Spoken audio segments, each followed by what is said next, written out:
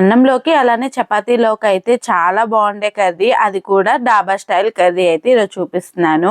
ముందుగా అయితే కాబోలి చనాలను అయితే ఓవర్ నైట్ అయితే మంచిగా నానపెట్టేసుకోవాలి, లేదంటే ఒక 4 గంటల పాటు అయితే నానపెట్టుకోవాలి. ఆ తర్వాత అయితే దాన్ని కొద్దిగా ఉప్పు వేసుకొని అయితే కుక్కర్లో అయితే మంచిగా ఉడకబెట్టుకున్నాక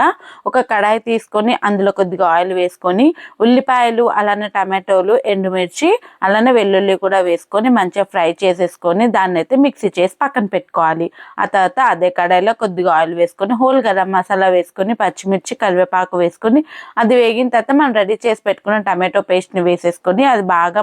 మగ్గిపోయిన తర్వాత అందులో కొద్దిగా పసుపు, ఉప్పు, కారం, జీలకర్ర పొడి, ధనియాల పొడి, కొద్దిగా గరం మసాలా వేసుకొని కలుపుకొని ఆయిల్ అంతా పైకి వచ్చేసిన తర్వాత మనం ఉడకబెట్టుకున్న కాబోలి చనాలని వాటర్తో సహా వేసేసి ఇంకొద్దిగా వాటర్ వేసేసుకొని కర్రీ కొద్దిగా దగ్గర పడ్డాక కొద్దిమీర చల్లుకుంటే డాబా స్టైల్ కాబోలి చనా కర్రీ అయితే రెడీ అయిపోతుంది. నచ్చితే లైక్ అండ్